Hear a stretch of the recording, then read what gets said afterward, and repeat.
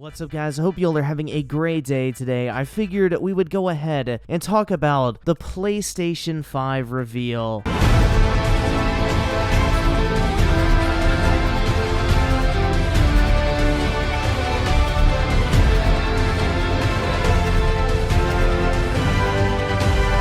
Now, I was not originally planning on making a YouTube video surrounding this topic, but a lot of people were asking me my opinion on this reveal event, and on top of that, there really isn't too much else to talk about at the moment. Like, I've low-key been looking for video topics, and I just cannot find anything interesting, so I figured this would be a pretty easy video we could make here, and it would answer a lot of people's questions on what I actually think surrounding Sony's next-generation console, the PlayStation 5. Now, of course, at this reveal event, we saw the console itself for the first time ever. Now, personally, I am not really that big of a fan of the design, but, you know, I think it's one of those situations where this is a very polarizing design, all things considered. Like, the Xbox Series X, people were clowning on it because it looked like a refrigerator. Like, it literally looks like a fucking mini fridge, but at the same time, it wasn't, like, necessarily ugly. It was an X box, you know, it was in the fucking name. It's just a black box. It's not ugly to look at, it's just kind of boring, but in my opinion, the PlayStation 5, it's just kind of an eyesore, in all honesty. I don't really like white electronics. Everything I own is basically black at this point, so this console is going to stand out, and I don't really know if I want that. I mean, I think you either fall into two categories here. You either love or hate the design of this thing, and from what I've seen personally, just in my like own comment sections, it seems like almost like a 50-50 split. So personally, I don't really think the design of the console is the most important thing. As long as it works well, as long as it gets good airflow, it doesn't sound like a fucking jet engine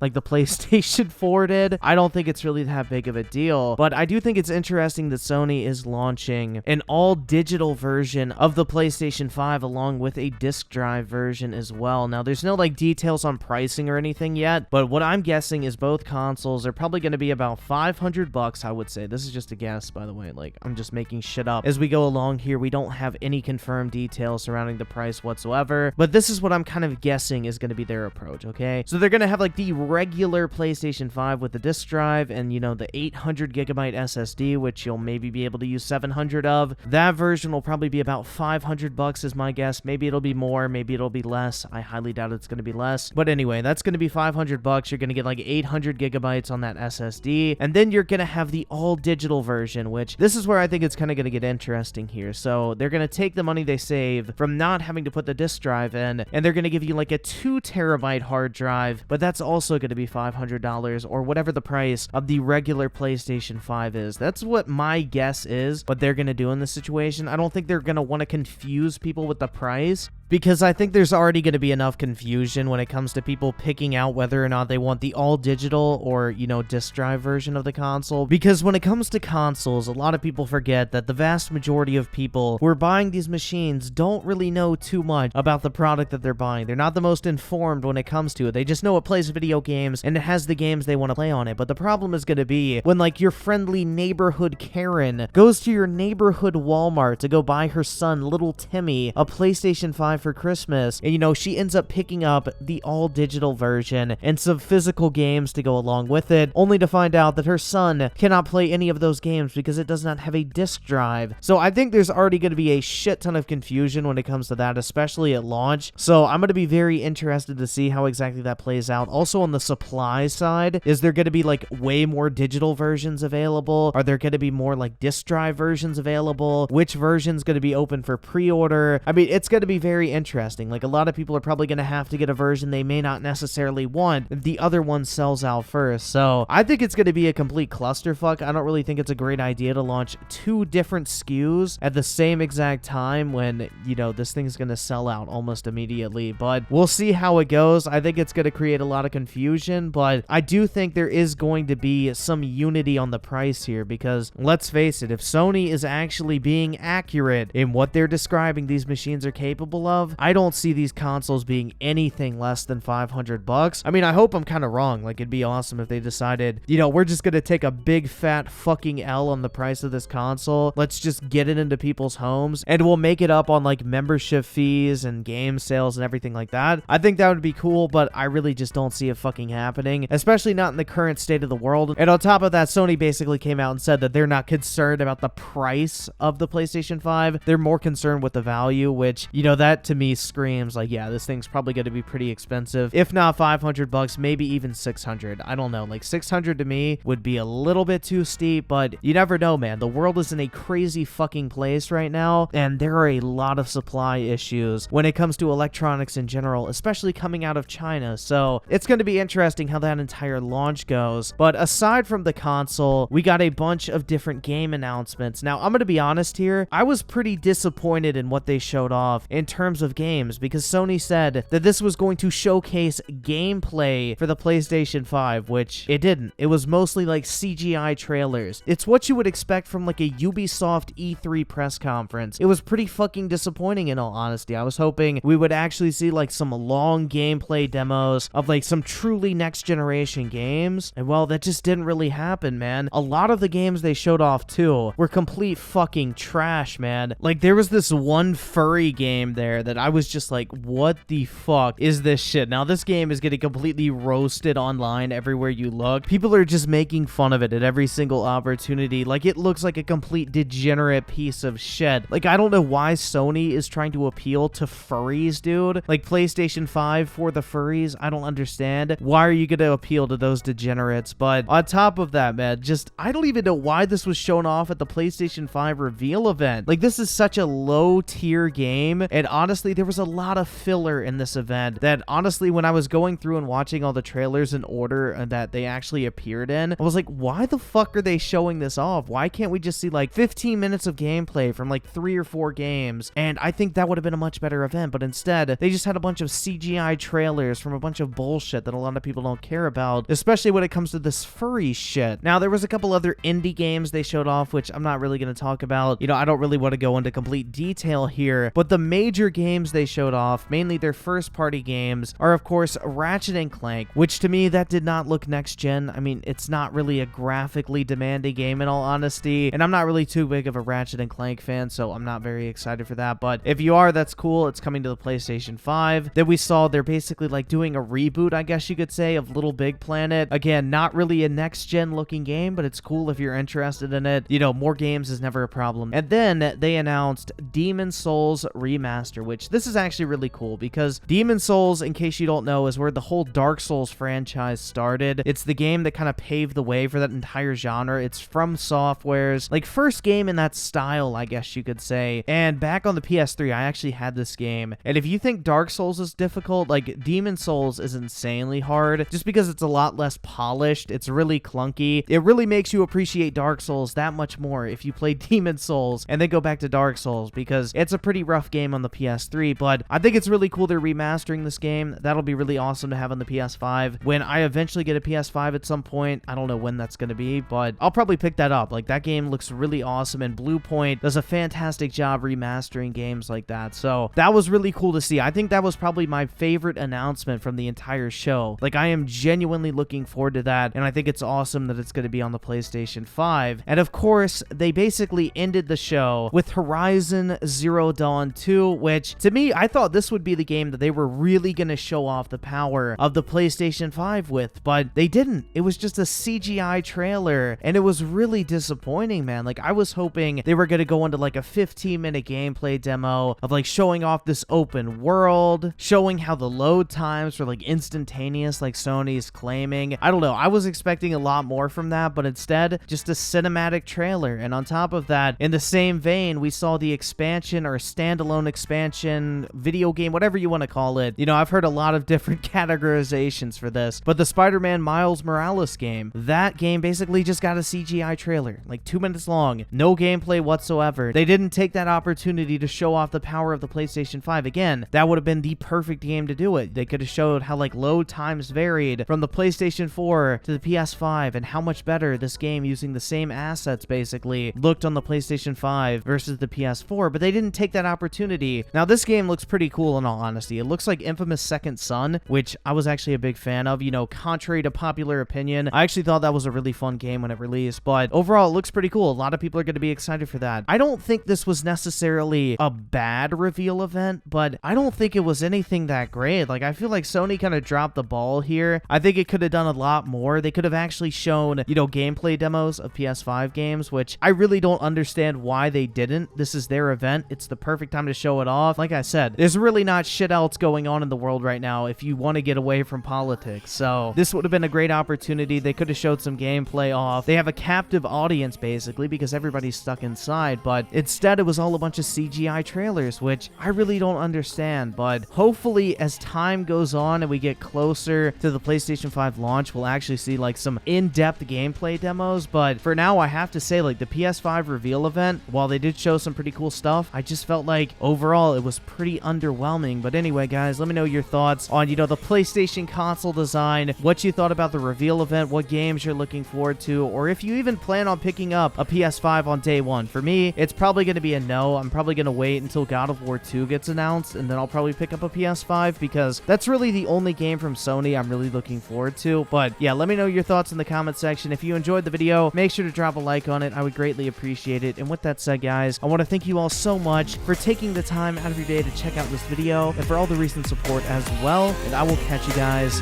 next time.